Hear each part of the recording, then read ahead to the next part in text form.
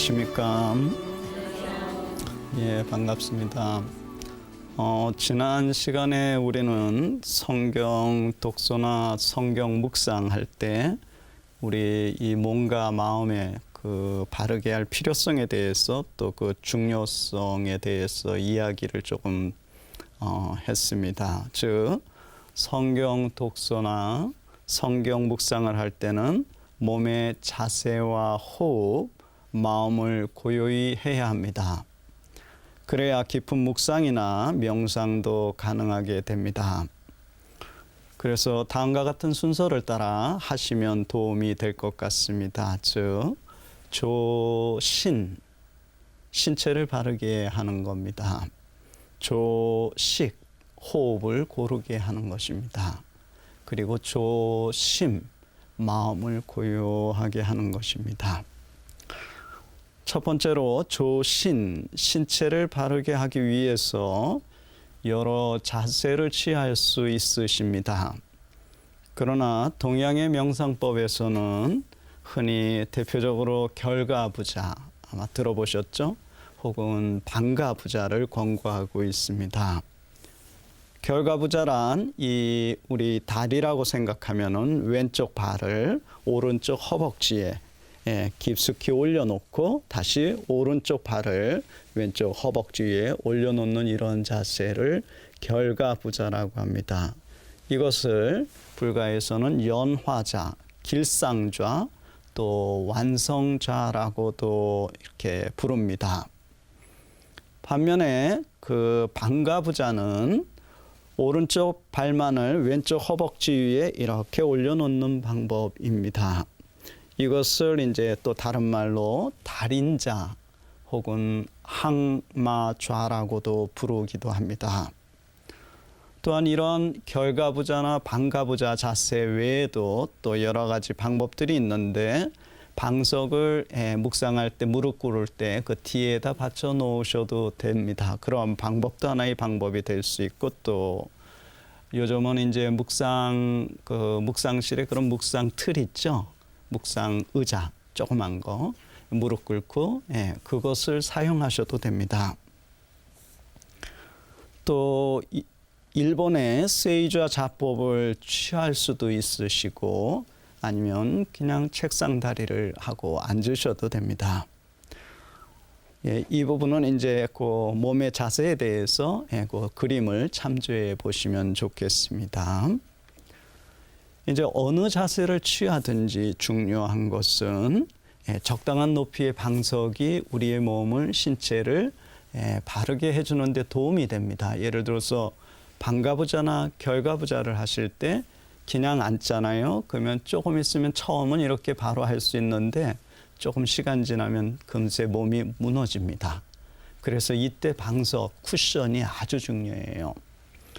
또 너무 높게 쿠션을, 방석을 사용해도 허리에 무리가 오고 또 너무 낮은 방석을 사용해도 허리에 무리가 옵니다. 그래서 어느 정도의 높이가 자기 신체에 맞는지는 스스로 직접 해보시면서 터득하셔야 됩니다. 어떠한 방법을 취하든지 중요한 것은 허리가, 척추가 이렇게 굽지 않도록 하라는 겁니다. 바로 하라는 거예요. 이렇게 곧게 펴지게 하면은 우리가 쉽게 마음의 고요로 나아갈 수 있고 더 집중해서 묵상이든 명상을 할 수 있게 됩니다. 이때 그 눈의 시선은 살며시 이제 감도록 저는 이제 권고하고 있습니다. 그때 나는 그렇게 하고 싶지 않다. 난 눈을 뜨겠다 하고서 이렇게 눈을 바짝 뜨고서 그렇게 하셔도 되고 아니면 또 눈을 나는 그냥 아주 힘있게 감겠다 하시고서 꽉 감으셔도 되지만은 그렇게 힘이 들어가는 것보다는 자연스러움이 가장 그 무의의 경지 있죠. 그게 최상의 그런 경지인데 그렇게 자연스럽게 하시면 좋을 것 같아요. 그래서 뜨는 듯 마는 듯 살며시 눈을 감으시면 좋을 것 같습니다. 그 힌두교의 경전인 바가바드 기타에서도 명상할 때 다음과 같은 가르침을 주고 있습니다. 즉 명상할 때는 움직이지 말라는 겁니다. 한번 자세를 딱 취하면 그 자세로 끝까지 가라는 거예요. 조금 하다가 또 몸을 또 무너뜨리고 또 다른 자세를 취하다가 또 조금 있다 이런 자세를 취하고, 이것은 깊이 집중하는데 어려움이 있음을 지적하고 있습니다. 그래서 명상할 때는 한번 자세를 취하게 되면 그 자세로 계속 견지하도록 이렇게 이야기합니다.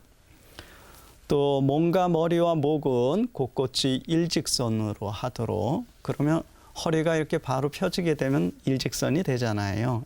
그렇게 하도록. 그리고 눈은 사방으로 이렇게 왔다 갔다 하지 말라는 겁니다. 물론 또 묵상 시간에 또 이렇게 눈 운동하기 위해서 또 이렇게 하실 수 있겠죠. 또 같은 동료들도 저분 또 제대로 묵상하지 않고 있구나 우선 분심에 떨어질 수도 있는데, 그렇게 하지 말라는 겁니다.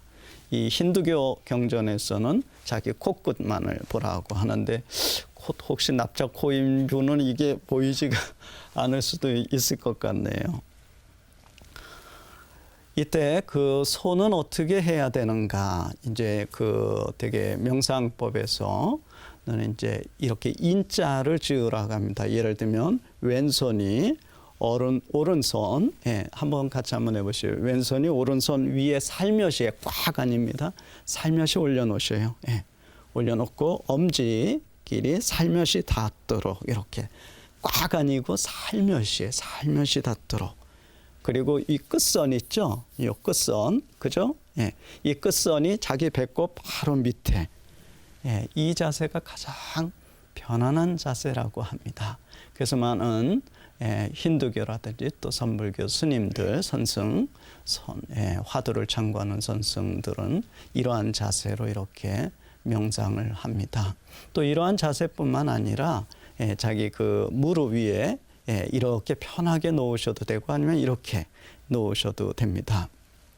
이때 양팔은 이 팔 있죠? 이 팔은 자유롭게 두되 팔 밑에는 계란 하나가 이렇게 들어갈 정도로 가볍게 이렇게 붙이지 말고요. 또 너무 이렇게 떼지도 말고 살며시 이렇게 떼어 놓으라고 합니다. 그리고 좌선 중에 그 초보자들은 자주 입안에 침이 고일 수 있거든요. 또 우리가 이렇게 혼자 있을 때는 모르는데 같이 이렇게 묵상 시간을 갖다 보면은 그 고요한 가운데 또 이거 침을 안 고이게 이렇게 의식을 하다 보면 침이 더 많이 고이고 나중에 또 경기를 일으키고 또 그것 때문에 온 분위기를 완전히 이상하게 만드는데, 그렇게 하지 마시고요. 그냥 침이 모이게 되면 그냥 삼키시면 돼요. 자연스러움이 가장 그 좋은 것 같아요. 그래도 많은 경험에 의하면 수행자들이 침 고이는 것을 어떻게 하면 좀 덜 고이게 할까를 경험에 의해서 다음과 같이 제시합니다. 즉 윗이빨 가까이에, 윗이빨 있죠? 가까이에 그 혀끝을 입천장 부분에 살짝 식혀 올려 대라고, 혀끝을 위천장에 살짝 대면은 침 고임이 덜해진다고 합니다. 근데 제 개인적인 생각에는 침 좀 고이면 어떤가? 그냥 삼키면, 자연스럽게 삼키면 될 것 같다는 생각이 듭니다. 이렇게 자세가 되었으면 이제 몸의 중심을 잡기 위해서 천천히 몸을 이렇게 좌우, 천천히 아주 좌우로, 이렇게 좌우로 하라니까 여기서 고개만 이렇게 좌우로, 아니 몸을 좌우로 하는 겁니다. 머리가 아니라 몸을 좌우로 천천히 움직이면서 어디가 가장 편안한 지점인지를 스스로 발견해내는 거예요. 또다시 전후로, 앞뒤로 자기 몸을 천천히 움직이면서 어디가 가장 편안한 지점인지를 스스로 발견해 내십시오. 그 지점이 바로 이 센터입니다. 중심점이에요. 그래서 좌우로 전후로, 바로 이 지점에서 이제 깊이 몰입해서 말씀 수행을 해나가시면 됩니다. 그 실제로 이렇게 오랫동안 제가 다양한 각계각층의 사람들과 또 수도자들, 또 성직자들 피정 안내를 하면서 이렇게 나눴는데 아주 인상적이었던 건 저는 제 피정 때는 실제적으로 같이 그 묵상 시간, 반주기도 시간을 함께 하는데 그때 제가 한번 어느 수녀 공동체였는데 이렇게 편하게 앉게 하였고 방석에 앉고 중심점을 잡기 위해서 몸을 천천히 좌측으로 움직이십시오 했어요. 그때 스님들이 다 따라 하셨어요. 그리고 거기에서 멈추라고 했어요. 이 상태로. 그리고 숨을 깊게 들이키십시오. 그리고 멈추고 내뱉으십시오 했어요. 그리고 다시 원위치 하고선 제가 물었습니다. 숨이 깊어집니까? 했더니 한수녀님 너무 자신 있게 예! 했어요. 우리 연구 대상이 될 수 있을 것 같아요. 그 케이스는. 이런 어정쩡한 자세로 어떻게 숨이 그렇게 깊어지는지. 그렇게 되지가 않잖아요. 인간 신체라는 게. 바른 자세를 했을 때 숨도 깊어지거든요. 그래서 이 자세가 참 중요합니다. 실질적으로 현대인들에게 바른 자세가 어떤 도움이 될 수 있을까? 이에 대해서 다음에 연구 결과는 매우 흥미롭습니다. 척추가 이렇게 바르게 되잖아요. 곧게 되면은 내장이 그만큼 압박이 덜 가해지게 된다고 합니다. 그러면 이 배에 보감력이 생기게 되고 보감력이 생기게 되면 호흡이 순조롭게 된다고 합니다. 호흡이 고르게 순조롭게 되면 정신도 금세 안정적으로 된다고 하네요. 그리고 온몸의 긴장이 사라지게 되고 정신이 안정되면 우리의 마음도 쉽게 집중하고 스스로 초연해질 수 있게 된다고 합니다. 이와 같이 자세가 안정되면 마음도 따라서 바르게 된다는 사실입니다. 이렇게 될 때 우리 안에 그 혈액순환도 원활히 이렇게 움직이게 되고 그렇게 되면 생기가 충만해지게 되고 또 자신을 여유롭게 들여다볼 수 있는 그 즐거움도 맛볼 수 있게 된다고 합니다.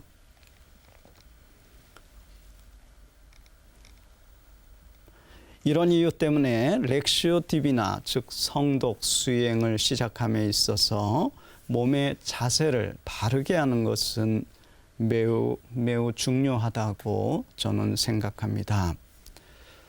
기도 때 이 몸의 자세를 이런 중요함을 꼭 이 동양의 종교들에서만 강조했을까요? 그리스도교 전통에는 없었을까요? 우리 그리스도교 전통 안에도 있었습니다. 몸의 기도 때 몸의 중요성에 대해서 강조했던 전통이 있었어요. 특별히 동방의 헤스키즘에서는 기도 때 등받이 없는 의자에 구부리고 앉아서 되게 동방 수도승들은요 특징이 다 수염을 다 길러요. 그래서 수염이 가슴 위에 닿게 사진에 보듯이 그냥 이런 이 등받이 없는 의자에 그냥 앉아가지고 자기 이 수염이 배꼽 바로 밑에 가슴에 닿도록 하고 이렇게 이 자세로 기도하도록 권고하고 있습니다. 그리고 시선은 배 한가운데 혹은 배꼽 위에 두고 온 정신을 집중하라고 권고하고 있습니다. 헤스키즘에서요. 동방의 그 수도승들이 강조하는 방법입니다. 그러나 이와 같은 어정쩡한 동방의 수도승들이 행했던 이런 자세 있죠. 허리를 구부리고 수염이 배에 닿도록 이렇게 하는 이런 자세는 동양의 수행법들에서는 별로 권고되고 있지 않다는 사실입니다. 제가 예전에 한 동방 정교회 수도회를 방문했었던 적이 있었습니다. 그 수도회를 방문했는데 인상이 되게 카톨릭 저희 베네딕토 수도자들도 전례를 좀 길게 하거든요. 오래 하는데 거기 가니까 우리는 오래 하는 게 아니더라고요. 더 오래 해요. 그래서 미사 전례를 한 2시간 넘게 그냥 계속 하고 새벽 기도를 창으로 오랫동안 하더라고요. 그 주일일에서 거기는 지금도 이렇게 성체를 우리가 이렇게 손에 영하고 있는데 거기서는 그렇게 하지 않고 옛날 그 방법 그대로 하고 있습니다. 근데 주일일에서 제가 사제였기 때문에 이제 미사 공동 집전을 하기 위해서 제2방에 들어갔습니다. 근데 제2방에 들어가니까 거기 아빠 스님이 그날 주례를 하셨는데 수염이 이렇게 기르셨어요. 제의를 다 입으시고선 그 다음 어디로 가셨을까요? 되게 사제들 제의 다 입은 다음 어디로 가나요? 신부님들? 거울 앞에 가서 이제 옷 매무새 제대로 보고 또 이제 머리도 빗고 이렇게 하거든요. 근데 그 아빠 스님도 제의를 다 입고선 거울 앞에 가셨는데 빗을 탁 잡으시더니 머리가 아니라 수염을 다듬더라고요. 우리랑 조금 다른 것 같아요. 우리는 먼저 머리를 빗고 하는데 거기는 수염을 다듬더라고요. 오늘 강의는 여기까지 하겠습니다. 다음에 계속 하도록 하죠. 감사합니다.